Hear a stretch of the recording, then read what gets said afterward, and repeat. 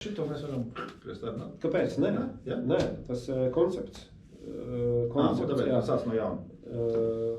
Tur bija ieslēdzies? Nebija ieslēgts. Vispār nebija ieslēgts? Nē, šita nebija. Pilnīgi vispār? Nē. Nevienu mirkli? Nē. Jā, pat vienu. Ieslēdz, jā? Jā. Tu pārliki kameru? Kā pārliki jau, ne? Nepārliki. Labi, pēc tam. Es tāpēc iedošu, pēc tam man iedos man atpakaļ to čipu. Pateiksim uz vārdus. Jā. Sveicināt skatītāji. Čau. Mans draugs šodien Šerloks Vatsons. Jā. Skaties, viņš ir Šerloks. Šerloks Vatsons. Pēdējais akcents uz pēdējiem 4 burtiem vārdam. Tā uz draugiem teica. Jā. Doktors Holmes. Dakters Holmes. Šerloks Vatsons un dakteris Holmes. Ciemos pie jums, jūsu mājās. Jūsu ģimenēs un visās citās intīmajās vietās. Pamestos. Vispār šodien mums ir sponsors, mums ir Jā. 7 Ocean Technology, Jā. respektīvi, Ar ko viņi nodarbojas? ko viņi nodarbojas, viņi izīrē augsti kvalificētus speciālistus dažādām Norvēģijas firmām.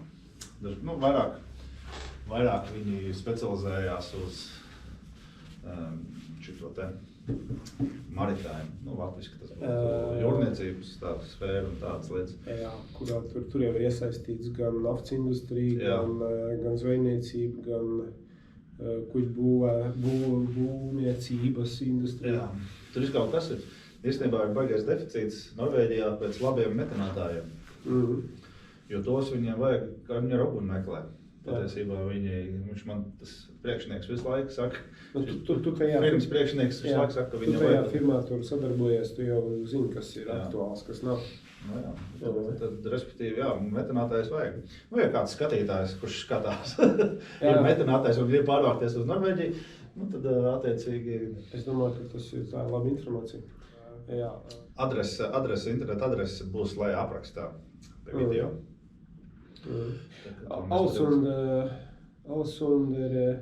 savā ziņā ir zivsaimniecības, zvejniecības savu veidu centrs, tāpēc, ka šeit ir reģistrēti visvairāk zvejniecības lielie kuģi. Šeit visapkārt ir arī daudz zivju apstrādes rūpnīcas, šeit ir arī kuģu būvētavas, Lofotos tur vairāk reģistrēti mazie zvejas kuģīši. Tāpēc šis ir, tāpēc Stavanger ir naftas galvaspilsēta, jā. Tad Bergen savulaik, protams, bija tirdzniecības epicentrs, bet tieši zivsaimniecības epicentrs ir Alsund. Nav liela pilsēta, bet šajā ziņā šeit ir tāds diezgan tehnoloģisks arī aktuāls centrs. Nevelti, tāpēc arī šeit šāda veida firmas bazējās. Jā. Ko viņi dara? Viņi atrod speciālistus, inženierus, augstu kvalificētus inženierus, kurus izīrē šīm te kuģu būvniecības firmām, dažādām tur vārdi, piemēram, ir tāda liela kompānija Norvēģijā. Viņi izīrē šos darbiniekus viņiem, bet viņi skaitās darbā 7 Ocean. Jā. Tad viņiem, diezgan labs tās algas viņiem. To es esmu dzirdējis ļoti bieži, kad augstas klases kvalificēti darbinieki, kā viņiem trūks Norvēģijā. Un viņi labi pelna. Es nekautrēšos teikt, ka viņi 100,000 mēnesī pelna. Jā. Tas jau, tie cipari īstenībā jau bija jau vairāk gadu atpakaļ, kad tie cipari figurēja. Jā, tās kronās. Tas ir 10,000 eiro. 10,000 eiro. Tas ir pilnīgi normāli, augstu kvalificētiem, pilnīgi normāli alga mēneši. Tas pat ir uz rokas neto 10,000 eiro. Es zinu, kad kas man stāstīja viens no Latvijas iemītniekiem, bijušajiem, tagad Norvēģijas, kad mums te ir tāda prāmi, kas iet. Mēs braucam no prāmiem pāri mašīnu. Pāri fjordiem, jā. Pāri fjordiem, jā, tur tie prāmi, kas kursē. Un tur ir vienkārši operātori, kas skatās tos monitoros, respektīvi, kas monitorē visu to prāmi kustību, pašu prāmi kustību, un tad viņi tur sēž, principā, skatās monitorā un saņem tos 10 000 eiro uz rokas. Jā, viņiem ir baigi atbildīgi. Jā, viņiem ir atbildīgi, jā, tas nav grūts, bet atbildīgs. Jā. Šeit es pats esmu gājis Latvijā jūrskolā mācījies, un kad es tur mācījos, kad skatījos kādas perspektīvas, teiksim, Latvijā jūrniecībā, to nevar salīdzināt, kādi šeit ir jūrniecībā, tajā industrijā, kādas perspektīvas. Es pats esmu iedvesmojis vienu puiku, kurš šeit atbrauc un aizgāja uz jūrskolu, un tieši to, ko tu pieminēji, tajās prāmjās viņš gāja praksē, laimīgs bez gala. Es nezinu, kā viņam šodien iet, kur viņš ir aizgājis, kurā virzienā, bet te nenormāli, visi sādas iespējas ar kuģiem, visu veidu iespējas. Un pelnu viņu baigi zolīdi, jā, tiešām. Tur ir vērts investēt laiku, īpaši jaunieši, kas atbrauc šeit. Tāpēc, ka interesanti ir tās tehnoloģijas, kādas viņi izmanto. Tā kā tu pieminēji prāmis, viņi tagad akcents uz elektrību, prāmi elektrībā. Pasties, kā tu jau vairāk tur orientējies elektrībās, kā viņi tur koblējās un lādējās. Tās tehnoloģijas zinās, kā tur atbildība, tie, kas visu šito te uzturu pieskata. Tas ir no tās sfēras, viņi tie augstie speciālisti, kas visu tur to būvē un pieskata, normāls naudas grozās. Vispār runājot par šitām profesijām, kas ir Norvēģijā, respektīvi ir dažas apzeltītas profesijas. Naftas industrija? Nav, jā, respektīvi, naftas industrija, industrijas, jā, bet profesijām tieši, piemēram, runā, ir tie paši metinātāji. Un tad ir tie, kas peldās zeltā, tie ir elektriķi. Kāpēc? Tāpēc, ka tas nav tā kā mums tā Latvijā aizgājuši depā, nopirka rozeti, pieskrūvēja mājā rozeti un visi baigi forši. Un šeit tā nevar. Protams, ja tev pašam savu māju, tu jau tā darīt vari, bet ja nedodievs tev tā rozeta aizsilstās un tev nosvilst māju, tad tev apdrošināšana neko nemaksā. Jo tur nav uz tās rozetes uzlikts elektriķa, certificēta elektriķa zīmogs, paraksts, ka viņš ir pārbaudījis to rozeti. Diezgan liels tāds absurds, bet uz to viņi arī riktīgi pelna. No vienas puses, tāda beigā galība aizies, no otras puses, ja tur tā drošība ir tādā līmenī, piemēram, katrs priekšmets, ko tu pērc, viņš ir tur certificēts, pārbaudīts, tas nav kaut kur... Jā, tu nevar, piemēram, paņemt AliExpressī pasūtīt rozetes un salikt savu mājās. Tu neviens viņas nesertificēs, ja tu arī, pieņemsim, tu paņemsi, nopirksi materiālus pats, ne Norvēģijas veikalā, certificētā, tu kaut vai no Latvijas atvedīs.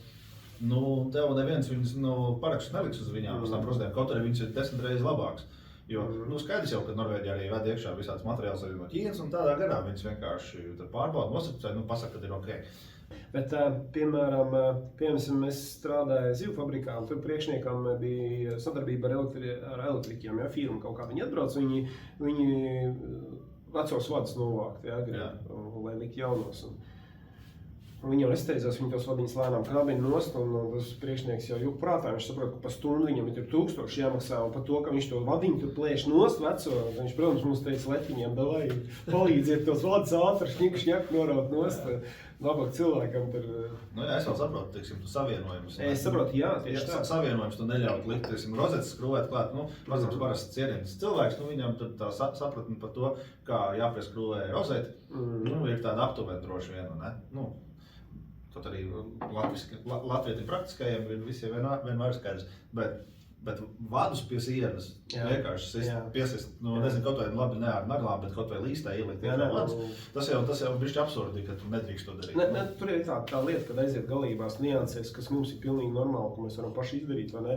Viņi vienkārši klapas ciet, elektriķi mums jau, tas pats attiecas santehnika. Tur arī santehnikā arī tāpat tās santehniķiem arī ir sava niša tur. Jā, tas pie santehniķi arī tie ir apzeltīti profesija. Ja tev ir, ja tās ir tavs sirds lieta, tu tur var kvalificēties, kursus likt, paaugstināt savu līmeni, visi tur certificēties, tu var tiešām normāli pelnīt. Es zinu cilvēkus, kas liek augstspriegumu stabus kalnos. Viņus ar helikopteru aizved, tad ar otru helikopteru atved tos stabus un tad viņus tur montē kalnos. Tas ir, principā, pirmkārt, tas ir atbildīgs darbs, otrkārt, tas ir grūts darbs. Tad viņi pelna nenormāli daudz. Un, tas jau ir industriālās alpinisms. Jā, tas ir, principā tur pat nav alpinisms, vienkārši viņus uzved kalnā. Viņam jau tā stīga ir izcirsta, viņi vienkārši montē tos lielos stāvus, kas ir augstsprieguma līnijās. Jā, es sapratu. Es esmu redzējis vienkārši tie, kas vēl lien pēc tam apkop, viņi ir industriāla alpinismu. Tas atkal cits stāsts. Tur jau cits atkal kvalifikācija, viņi ložņā tur pa tiem augšā. Bet tad tiem elektriķiem ir tā, ja kāds grib strādāt par elektriķu Norvēģijā, principā viņiem ir vienalga, kas tev ir pa izglītību bijusi, vienalga, kur tu esi mācījies. Ja tu tur var pierādīt, ka tiešām tu tur esi speciālists ar kaut kādiem papīriem, bet parasti viņiem tas tur tā dziļi vienalga. Viņi ko dara, viņi, ja tu gribi strādāt par elektriķi, kaut kā tu esi nostrādājis 20 gadus Latvijā un tu esi augstas kvalitātes, nezinu, ko tur Latviju Energo vai vienalga, kur esi strādājis. Viņi tev liekas pārlikt to eksāmenu vienalga, certifikāciju, bet tu esi... Jā, tu saproti. Ja tu saproti loģiski, tik atšķirība tāda, ka tur vai es nezinu, droši vien vai angliski, norvēģiski taču, bet vai angliski, vai grūti pateikt. Tur nākamā profesija, kas ir apzeltīta, kur vispār ir Norvēģija, tā ir autotirdzniecība un auto apklāpa un servisi. Respektīvi, es kādreiz biju atbraucis ar Mercedes, kādreiz uz Norvēģiju pašā sākumā Latvijā. Man izdeg lampiņu, un es domāju, aiziešu nopirkšu lampiņu, un viņam ir diezgan pastulbi tā lampiņu nomainīt. Diezgan grūti un jāčakarēja. Es kā reizi aizgāju uz veikalu, tad reizi bija servisi, un es viņam prasu, cik maksā nomainīt lampiņu. 100 eiro maksā nomainīt lampiņu. 100 eiro maksā nomainīt lampiņu. Tā kā, principā, ja jūs... Tuvās gaismas nomainīt, nav svarīgi tālās tuvās, 100 eiro. Tas pat bija, šodien sanāca, es nepārspīlēju, tas jau bija 13 gadu atpakaļ, jau bija 100 eiro. Tad, kad es atbraucu, tas bija 3 gadu atpakaļ, tad 4 gadu atpakaļ tas bija. Tad, kad es to uzzinu. Tagad jau jau vairāk. Viņš jau rēķina, jebko es tagad izdarīšu, es jau pakustos. Tas jau ir nopaļots uz 3 minūtēm vai uz 60 automātiski, vienalga, cik tas man paņems. Viss, un cena tur ir. Pa paskatīšanos arī pasēs, kā tev gāja uz apkopu. Cilvēks aizved mašīnu uz apkopu. Nevainīgi. Mašīna iedegās lampiņu, jāved uz apkopu. Eļļu jāmaina, jāved. Tāpatās jau tas viss ir apzeltīts. Šitam eļļu nomainīt, lētākais manai mašīnai nomainīja eļļu pa 5000 kronams ir 500 eiro. Tagad bija 6600 eiro. Es prasu, kāpēc atšķirība, viņi saka, eļļu dārgāk palikusi. Labi. Bet, ja tu, pieksim, eju certificētā pie dīlera, es vēl gāju savai mašīnai ne pie dīlera, jo tāpēc, ka pie dīlera ir 2 reizes dārgāk. Man Volvo centrā paprasīja 1100 eiro par eļļas maiņu. Tur pariet nošauties. Bet Ainars aizved savu mašīnu. Pastāst, kā tu aizved savu mašīnu. Aizved savu mašīnu uz eļļas maiņu. Jā, katru gadu vajadzēja aizvest, pārbaudīt viņu klasiskā apkopa. Jā, eļļu filtri. Bet, man nejauši tieši tajā mirklī pagadījās kaut kas bremzēs čīkstēja. Es domāju, jāreiz pie reizes, uzmetiet acis apstīties. Varbūt iespējams tos bremžu. Jā, varbūt kuķis jāmaina, varbūt tur bremžu disks jau ir nodils vai kas, interes pēc. Tad parasti es maksāju, labi, tur bija kaut kādi 2000, bet tam uzreiz paprasīja kaut kādi 6000, man liekas. Un es pat, kas notika? Par eļļu nomainīt pagājušais bija 2 un tagad 6000. Tas ir 600 eiro, jā. Kas notika? Tu taču paprasīja, lai mēs paskatāmies bremzēs, kas tur ir. Man tāds acis liels, jūs kaut ko es domāju, tad jūs tur bremzēs visu kaut ko nomainījāt, vai ne tāpēc tās cena? Nē, tur nekāda nebija, tur kaut kāds akmentiņš vienkārši bija pagadījies. Es domāju, es tāds šokā, paldies Dievam, ka tur tikai akmentiņš bija. Ja tur būtu bijis jāmaina klučus un diska, tad kāda tā cena būtu bijusi? Cilvēks, kurš ierodās pilnīgi nevajag noskaņots tāds 100-200 eiro, un iedomājies, tev atāk pateikt, davai 2000 eiro. Pat mierīgās, vienā setā, ja tev būtu noticis. Tas nav tā kā, piemēram, Latvijā, kad tu aizbrauc uz apkopu, tev atsūta, piemēram, dāmi, saskaņot, mēs nomainīsim šito.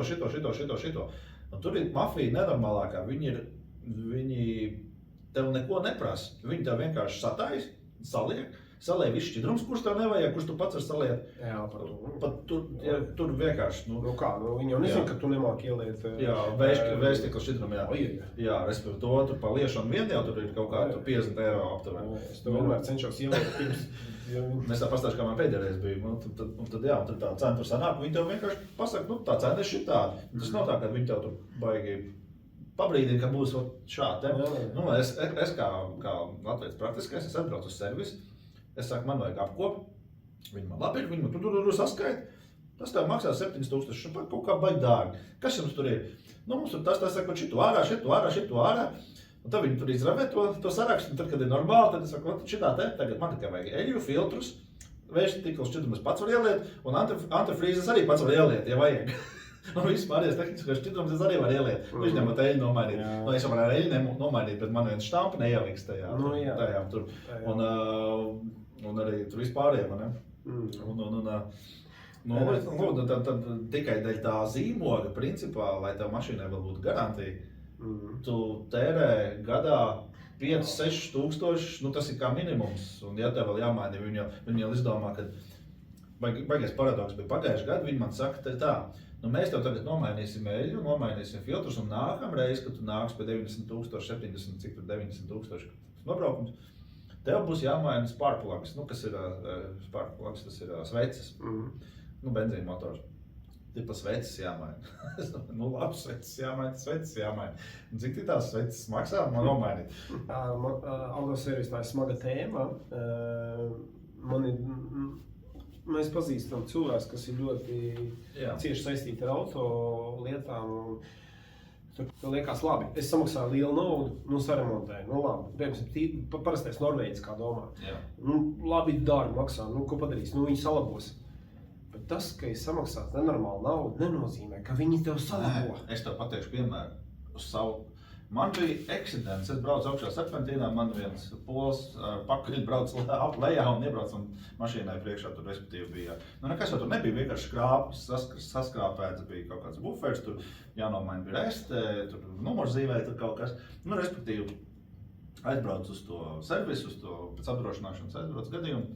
Viņi tur visu tur nočeko paskatās, kaut kādas 7 lietas jāmaina. Es jau mašīnai vispriekš jānomaina kaut kādām dažām skrāpējumiem. Labi, ka jāmaina, viss normāli.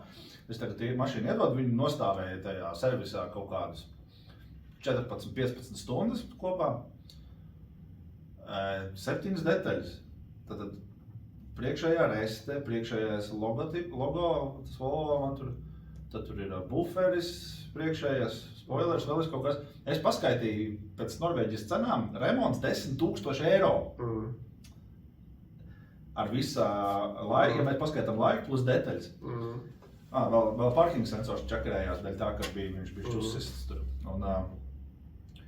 Viņi man nenomainīja ne parking sensoru, viņi man nomainīja tikai priekšējo restaurāmēto, kurā bija redzams, ka ir švīka. Un principā viss, pārējo viss atstāja un nenomainīja.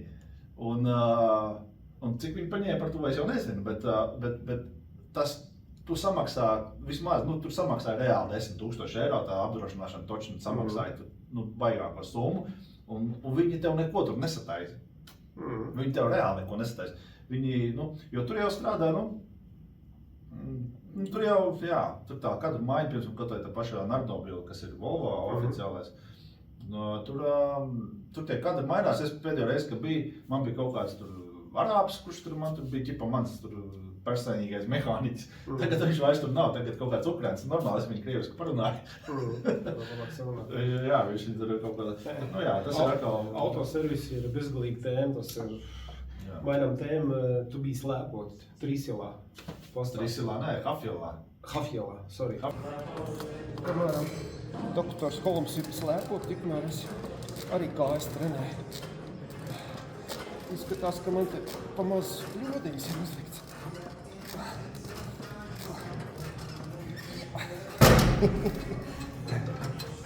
Es vispār neesmu trenējies. Hafjelā bija migla. Bet migla bija kalnu virsotnē.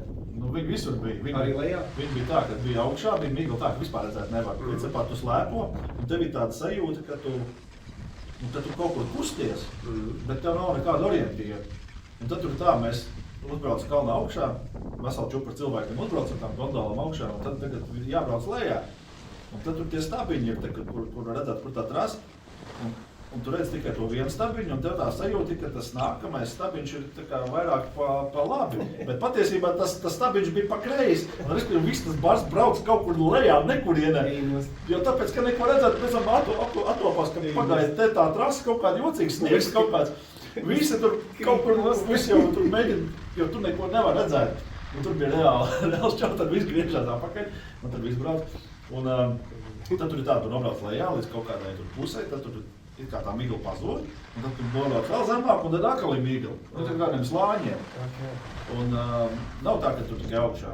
Bet vējš nenormāli pūš, un bija baigais miglēns vispār redzēt. Bet sniegs bija daudz? Sniegs bija normāls, ir 57 cm, jā. Nu, tur sniega arī, principā sniega. Tur jau bija mīnus kaut kāda 2, 3. Bet nu, uz lieldienām tur vēl slēpos un slēpos. Nu jā, tagad šonedēļ ir arī kaut kāda -8, tā kā principā. Bet Hafjēls man viņš patīk, viņam ir tāda traša konfigurācija ļoti labi, viņi ļoti pateicīgi iesāca.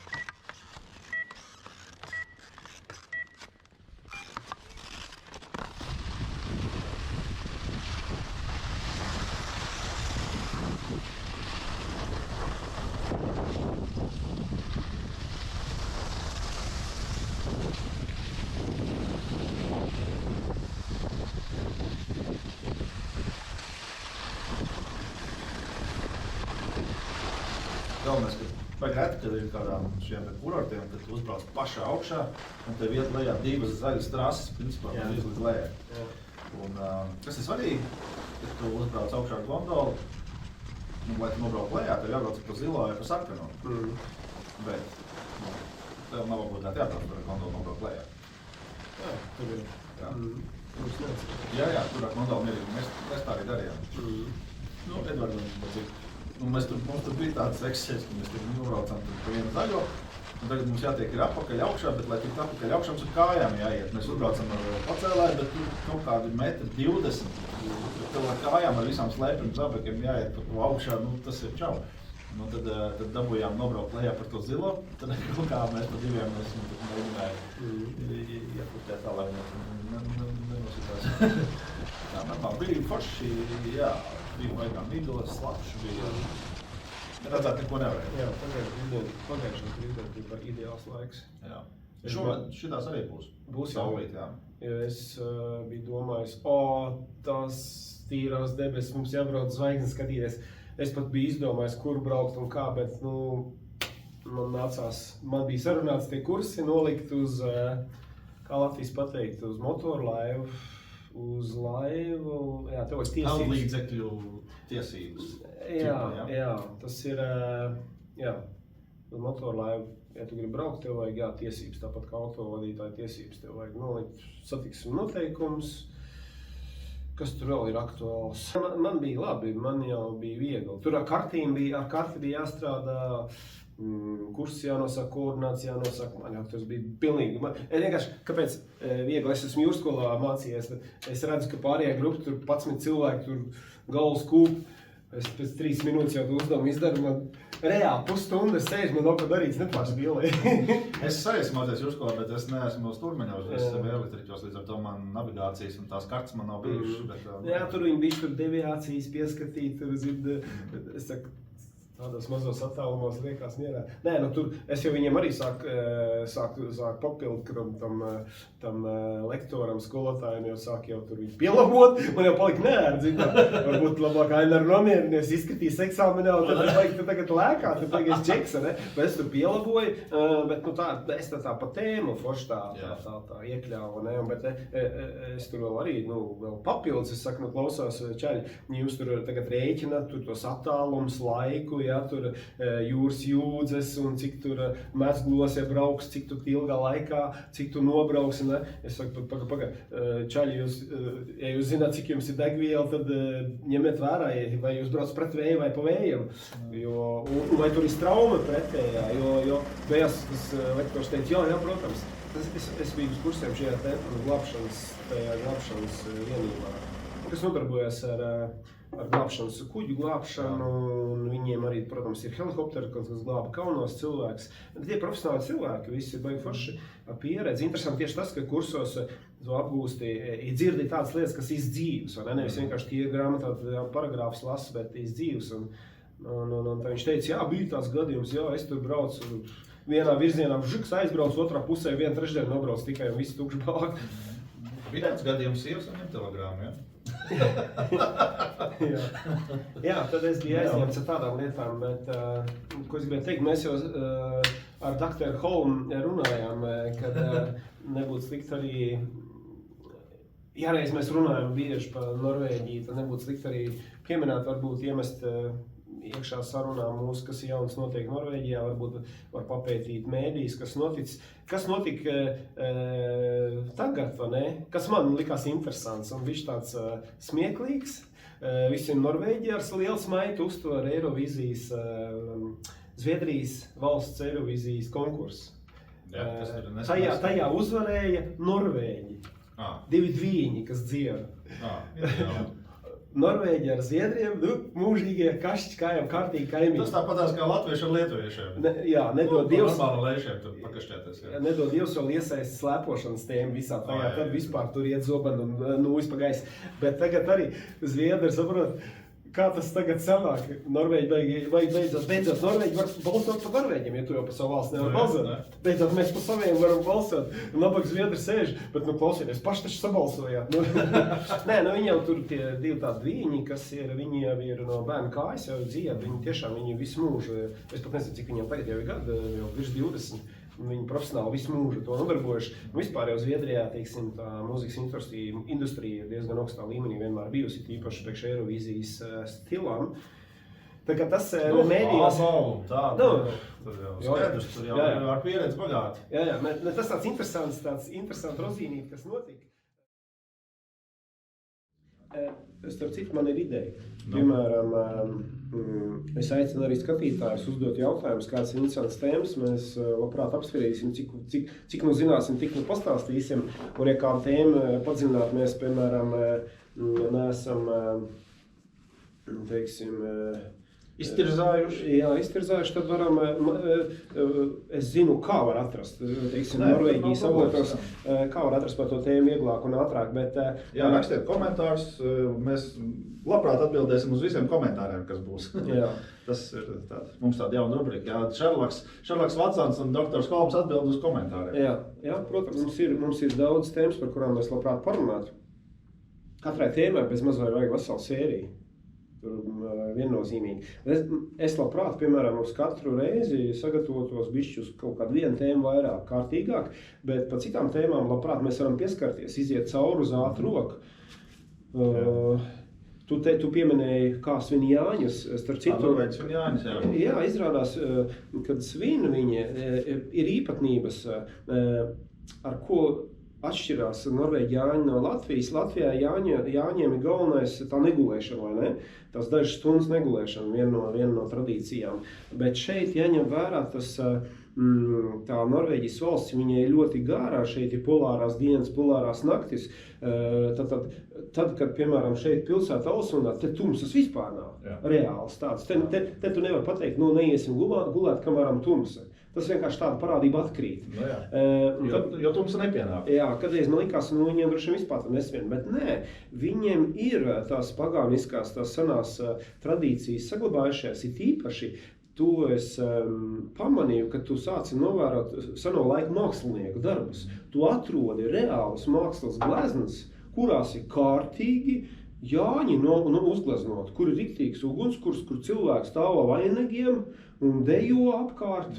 Gluži nelec pāri ugunskuram, tas gan ir. Jā, jo, kā mēs redzam tagad no ugunskura kurināšanas metodikas Norvēģijā, pēc ugunskura kurināšanas visi lec iekšā fjordā. Mēģina braukt ar vannu. Jaunai Norvēģijas Jāņu svinēšanas tradīcijas. Braukšana ar vannu.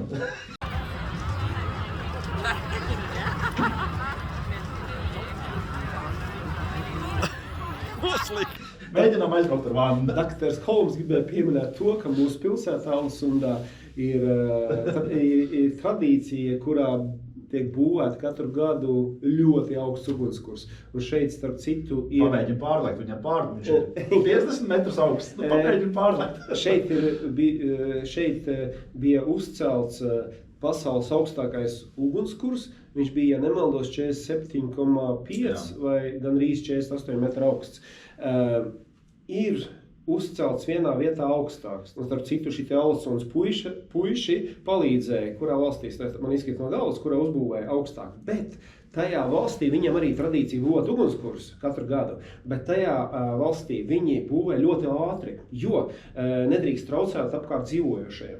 Šeit viņi būvē, ja nemaldos, 2 mēnešus no paletēm, no fabrikām salasītām paletēm. Daudz fabrikas sponsorē, un tad viņi liek čupiņā un būvē.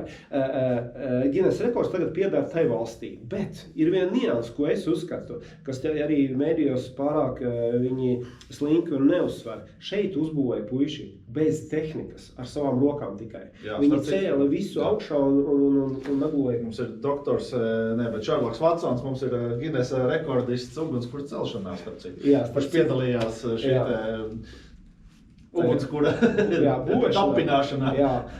Starp citu, kā sanāk, ja reiz tie, kas ir piedalījušies Guinness rekorda radīšanā, visi cilvēki tiek vismaz ar kādu diplomiņu apbalvot, vai ne? Nu, loģiski, tas tāpat kā hokejā, ja tu dabūji zelta medaļu, vai vienalga kādu medaļu, ja? Taču apbalvo arī ārstus, tur masieris, tie, kas slidus asini, tur visi dabū medaļu, ja tu neko nesdabūji. Es nekad Tad šeit ir tā īpatnība, ka jebkurš cilvēks var aiziet un piedalīties, pielikt savu roku, cik ilgi grib. Tu vari pastrādāt dažas stundas no tiem 2 mēnešiem, tu vari pastrādāt dienak, tu vari vairākas dienas. Es aizgāju tajā vienā naktī palīdzēt, tāpēc, ka tuvojās jau Jāņi un jau bija trauksme, viņi nepaspēja, neiekļāvās laikā. Un viņiem bija trauksme, viņi pilnīgi parādīja, dod ziņu, nāciet, palīdziet. Nu, tā es paņēmu un ziedoju, tā bija darba nedēļa, es ziedoju, negulēju visu nakti, nākšā rītā gāju uz zivu fabriku strādāju, bet ar samiektām acīm, bet priekšnieks teica, malacis. Un tad es gāju palīdzēt, un tad es vienu nakti, un ja reiz esmu piedalījies, tad principā man arī pienākās, kaut vai tīri teorētiski pienākās, es esmu Guinness rekorda laureāts. Ulds man iedeva savu Latvijas karogu, speciāli, es zināju, ka es braukšu, un es augšā uzkāpu galotnē, kad viņi vēl nebija paši galotnē uzcēlt līdz galam, bet es augšā uzkāpu, un bija, es nezinu, 3 vai 4 pulkstenis pa nakti, kad vēl saule vēl turējās, kā jau es teicu, ir gaišs. Un es ar karogu rokās nofotografējos, un starp citu Liepājas kursa laikā pat bija raksts un fotografija par to gadījumu. Bet tās gadījums te bija. Bet es tā arī nepabeidzu. Olasundā ugunskurs uzbūvēts ir bez tehnikas, tātad es domāju, pēc šitāda parametra viņš ir Guinness rekords cienīgs. Bet Guinness rekords uzskata, ugunskurs ir augstākais, viņi neņem to vērā, ka tur bija tie paši alsundiešu puiši, bet tur viņa krāna palīdzēja ātrāk uzcelt, lai kaimiņi mājām netraucētu troksni netaisīt. Nu jā, un kāda ir atšķirība, kā viņi tad, ja mēs Latvijā vienkārši uzkurinām ugunskura, mēs tur galds sašliks, tur vēl bez kaut kas ēdamais, tad viņiem ir tā, ka viņiem kaut kas līdzīgs, bet viņi skatās, kā tad deg tas ugunskurs. Sabrauc pilns fjords ar laivām. Ar pat karaļa ģimeni bija atbraukuši, karaliskā ģimene ar kaut kādu savējo jahtu. Tā nebija pirmā reize, Nu tagad tad inčīgi. Tie kruīzu kuģi apmeklētāji, kuriem noveicās tieši tajā dienā iebraukt Alsunas pilsētā un redzēt kaut ko tādu, un ja vēl gadās, kad ir tā diena perfekta, kad nav liela vēja, nav lieti, tā ir vienkārši kaut kāda dieva dāvana kaut ko trāpīt uz tādu fenomenu pasaulē, jo kruīzu kuģi te katru dienu nāk lielie. Pa 2 kuģiem dienā, tur pat 10 000 cilvēku katrā. Visu pasaules lielākie kruīzu kuģi nāk šeit iekšā. Un vairāk nekā 200-300 tur viņi pa visu vasaru. Un tie, kam trāpās, un tad viņi, kad brauc garām tam ugunskuram, tas ir skats tur ir. Tas, kā tu teici, tad viņi, kad tie puikas ir veseli, tā ir tradīcija. Viena skola, kadreiz seniem laikiem sāka puikas kaut kāda klase, nepateikšu, kur 7. klase vai 8. klases puikas, viņiem ir tāds pienākums būvēt, un tad viņi būvē visu tos 2 mēnešus palīdzēt, jebkurš var iet.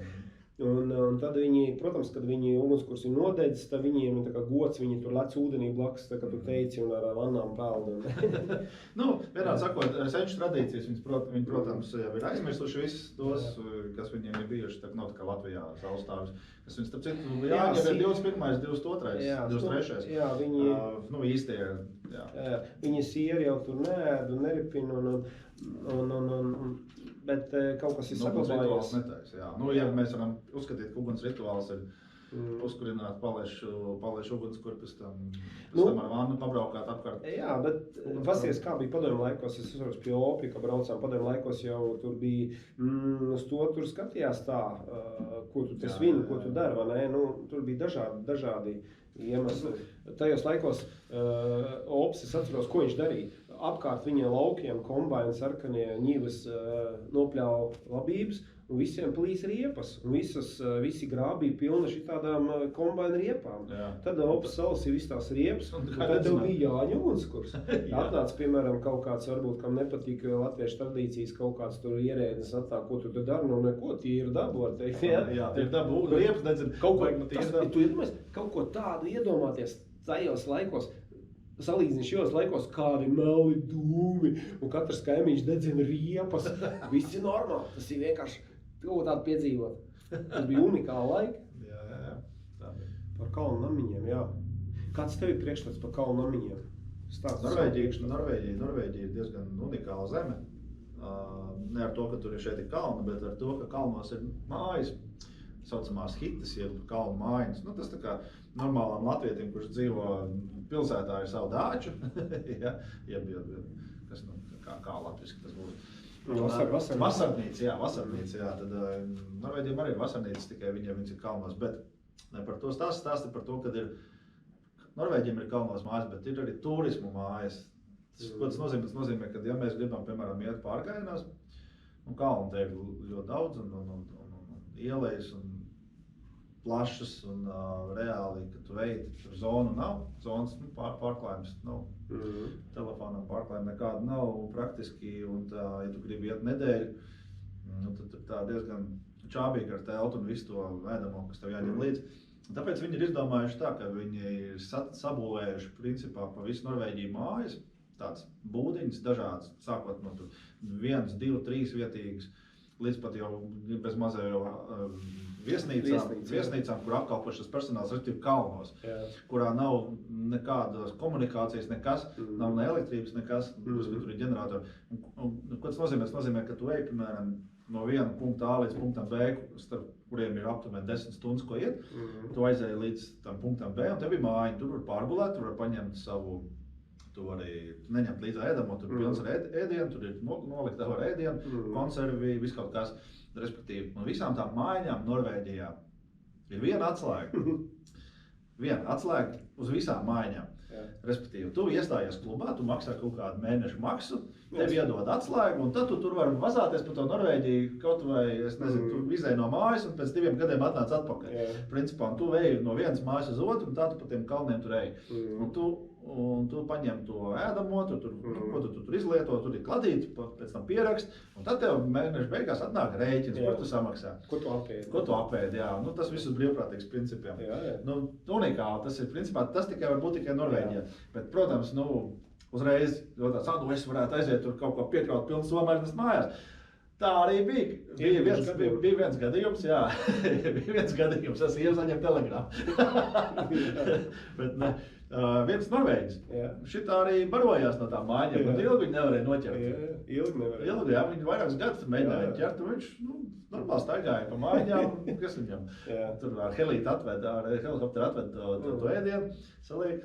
Visām lietām ir izņēmumi. Jā, visām lietām. Tas, ka viens gadījums, viņu kā humoru uztver. Tas nav, teiksim, regulāri, tas nenotiek regulāri, tas nav tā, ka bez mazo veikalo kameras jāliek vai kaut kādu vakti jāliek. Kāds tur kameras, tur elektrības nav, principā tur ir kaut kādi ģeneratori, saules paneļi kaut kādi. Saules kā kurā dažāds. Jā, bet ir baigi forši, ka tev principā tev nevajag telti, tev nevajag ēdamo. Tu principā paņem kaut kādas pirmās nepieciešamās lietas, kaut kādas medicīnas, ko tu ej, kad tu pārgāji, ko tu tur ņem līdzā, ja? Var telti paņemt, ja tu gribi kaut kur, es nezinu, tur kaut kur starposmās. Bet tā tev principā, ūdeni, ko tu tur ņem līdzā pats. Un ir baigi ļoti labi. Protams. Šāds te pārgājiena veids, viņš iespējams tikai Norvēģijā. Kādreiz bija tāds redzējums televīzijā, iespējams tikai Krievijā, iespējams tikai Norvēģijā. Jā, starp citu Norvēģijā bija ieradušies pārstāvniecība no apvienoto nācijas organizācijas. Tur pašas lielās galvas bija atbraukušas priekšnieki paši lielākie. Un tad, kad viņi kaut ko tādu uzzināja, kad es varu pateikt, Norvēģijā ir šobrīd ir kaut kādi 580 kalnu namiņi pa visu Norvēģiju, uz kuriem ir viena atslēga. Un tas apvienotā nācijas organizācijas priekšsēdētājs, viņš saka, kā kaut kas tāds iespējams? 500 mājas un visiem cilvēkiem viena atslēga un pilns ar ēdieniem un neviens neiet, neizlaupa. Un tas ir unikāli, kādai jābūt visai pasaulē, cik kā lai šito īpašību, lai nosauc tāda augstākā līmeņa civilizācija, saproti? Jā, jo tāpēc, ka tev ir tas dzīves līmenis tāds, ka tev, priekš kam tev ēst nav ko. Jā. Tas ir bulciņas Fenderēs, McDonald's. Tur ir visas ekstras, tur ir pilnīgi visas, teiksim,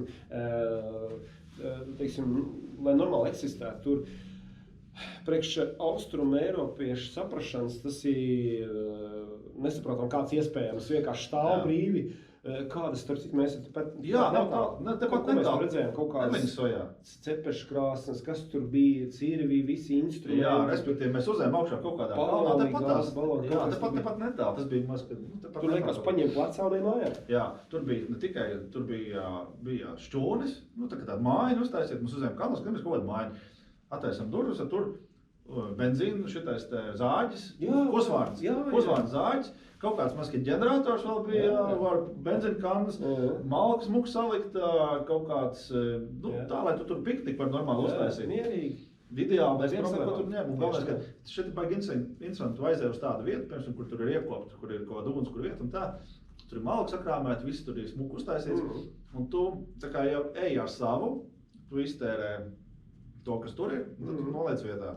Jā, ir tā doma, tā, ka tu pareizi teici, tev ir vienkārši iespēja vieglā veidā iet slēgus pārgājiens, tev nav jāņem ēdiens, tev nav telts jāņem, jo jebkurš liekais kilograms tev nozoga dabas baudīšanas iespēja, jo ja tu smagāk somi, ja tu mazāk spēj tā izbaudīt katru puķīti, ja, tā, kas iet, tas zina, ka tā ir. Un šeit ir iespēja uz vieglo, tā kā tu saki, ūdeni, aptieciņu ūdens mugurā, mazā somiņā, un tu ej baudi dabu. Un tu zini, ka tev tur būs guļvieta, tev būs siltums, tev būs ēdiens.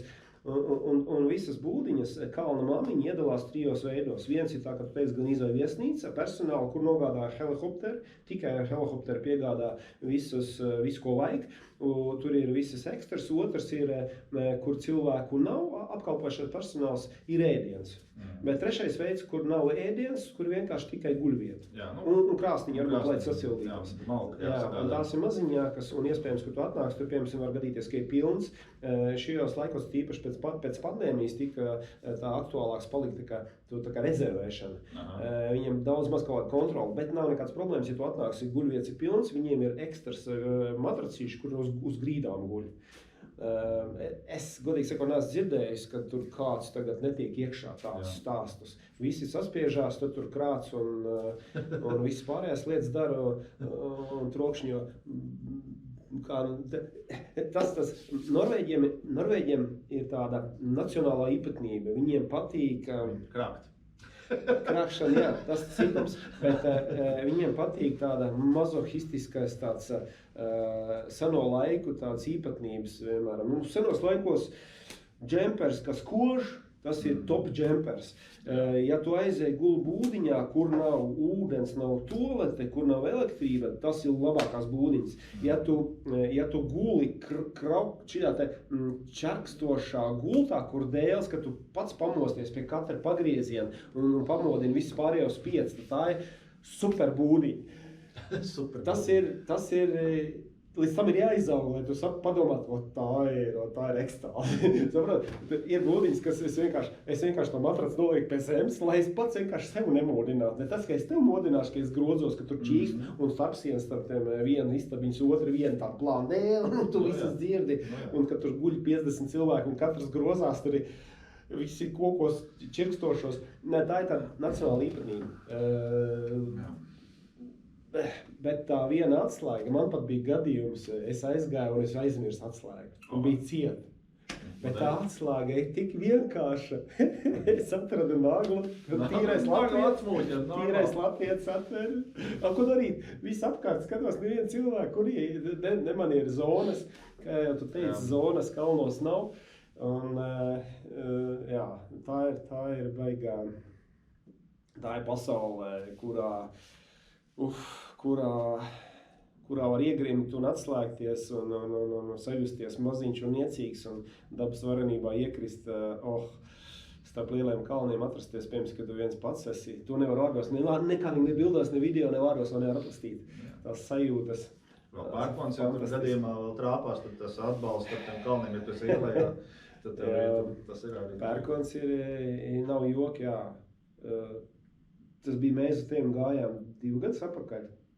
Diāna man uzvanīja, kur jūs esat? Man, tas bija pagājuši gadu, Sulā, kad gājām augšā. Nē, tas nebija Sulā, kad Zibens nosir 2 meitenes. Tā bija pēdējais pārgājiens. Tas bija tur aiz Moldas. Man patīk tas gadījums. Sieva man ierauga mēdījos, kad ir Zibens trāpījis 2 meitenēm un zvan man, kur tu esi? Un mēs pa ceļam kalnu virsotnē. Un mēs, atceries, bija šausmīga migla. Un mēs redzējām tālumā, no mums tas bija cik kilometri, es nezinu, 30 km, 40, no mums tajā kalnā, var sakot, tajā mirklī trāpīja Zibens, un zibeņi paliek vēl vairāk. Viņiem ir kopš kura tur gada, neatceros, Skandināvijā ir speciālā organizācija, kas seko, reģistrē visu Skandināvijā esošos zibens katru dienu, katru minūti un palielinās arvien vairāk viņu. Teiksim, tajā vasarām arvien vairāk un vairāk ir zibeņi. Līdz ar to tā ir aktuāla tēma, to, ka tu sāki pieminēt pērkons zibens, tie nav joki, tā ir ļoti tādā nopietna tēma, tīpaši, ka vasarām, kad tu esi kalnos augšā, kad tu esi augšā un uznāk negaiss. Es esmu mucis reāli, es arī mucis ar reālām bailēm, kad es redzu, man ir pilnīgies plāto, man nav nekur, kur noslēpties. Teiksim, kaut kādā, kā saka, tur kaut kāda, teiksim, ja tu ir kalna kaut kāda šitāda nogāze, teiksim, ja tev vajag apašā paiet, tad tai kalna, piemēram, nogāzē jābūt 10 ķermeņa augstumā, piemēram. Nevis, ka tu var paslēpies zem viena akmentiņa, ja, tas var neglābt, bet tās tēmas ir aktuāls, pa viņām raksta arvien vairāk un vairāk, kā uzvesties. Un kalnos, jā, tā ir nopietna lieta. Kā es saku, Norvēģijā ir mežonīga daba, reāli mežonīga, reāli dzīvībā bīstama. Un ir viena lieta zibens, kas vasarā ir bīstams, un ziemā ir sniega lavīnas bīstams. Un kaut kas vēl bija trešā lieta, kas ir bīstama. Ziemeļbrieži. Jā, ziemeļbrieži. Neviens Norvēģijā nekad nav mucis no ziemeļbriežiem, izņemot mani. Es viņiem laikam nepatīk.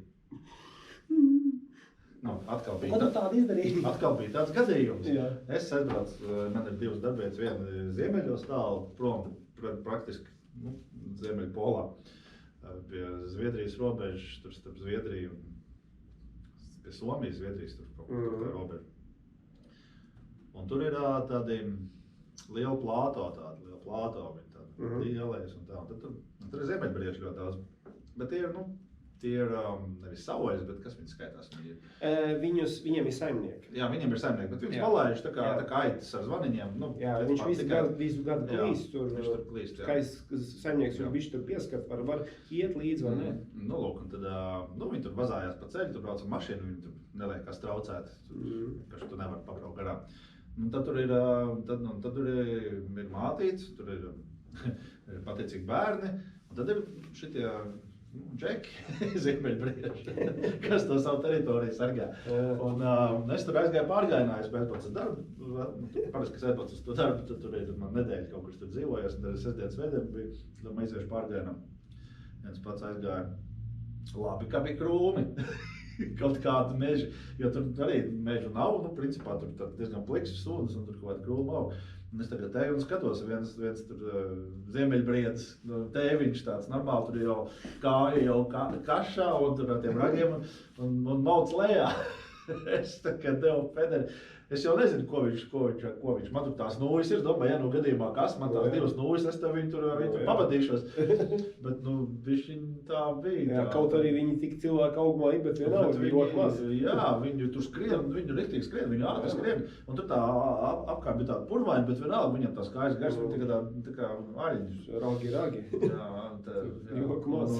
Bet ragi tāds samtājumi, bet tas ir tāds svārīgs priekšstats. Protams.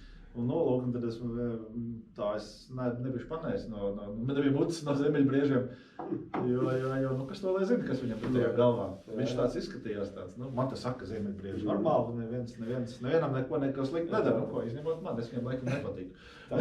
Tāpat bija tajā Dovres Nacionālā parka teritorijā, kad biju pa vasaru gāju uz 2 dienām nakšņošanu. Un tur ir tie muskusvērši.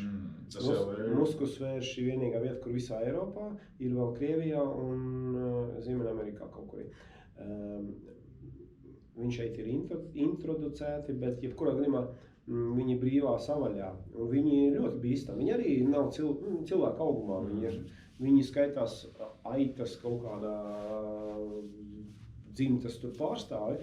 Bet riktīgi versijuši tās baigās. Skrien ātri un viņi, ir bīstami dzīvībā reāli. Un tad, kad tu ej viens pats un tev ir tāds klajums, es tā teju un tagad tur jau pat atrunāts kādā, cik metru attālumā tu drīkst vispār tuvoties viņiem, bet es eju un es sapratu, bet ja man nejauši tajā es tā akmeni kaut kādu tur izlien ārā, un tā arī bija. Bet pat pietiekam labā attālumā, es skatos kaut kāds melns pleķis, bet es tā, es tā baigi atskatos, nav jau ne koku, nav kaut kāda lielāka akmeņa, kas būtu cilvēka augumā, uz kuru uzlekt, un reāli, ja viņš skries, tad man ir dimmā. Es tā lēnīte, tu nosman tā tuk, jo čals tur, ja viņš ir vīrēts, izdomājis aizsargāt teritoriju, tur joka maz viņiem ir. To jau visu laiku uzsver, nekādā gadījumā netuvoties klāt. Es redzēju, kā tur vasaru bija interesantās mātītes ar bērniņiem staigā. Viņi atrod sniega pleķīšus. Es domāju, ko viņi tusē uz sniega? Vasaru bauda dzīvi. Nē, virs sniega pleķīšu. Viņš var būt kaut kāds istabas lielumā, tas pleķīts.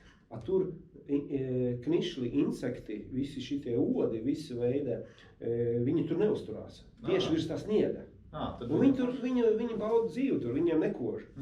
Tāpēc viņam iecienīgi tās vietiņas, baigi interesanti. Starp citu, pa odiem, knaušiem, latviešiem, liepājniekiem normāli knauši, visiem pārējiem odi. Jā. Tā kā, dargie skatītāji, jums ir kaut kāds komentārs, droši rakstiet komentārus. Jā, protams. Mēs pēc tam nākamajā video apspriedīsim visu komentārus. Atbildēsim uz komentāriem, izstāstīt vēl kaut kāds interesants. Tās tēmas, ko mēs šodien runājam, viņas par viņiem var daudz runāt.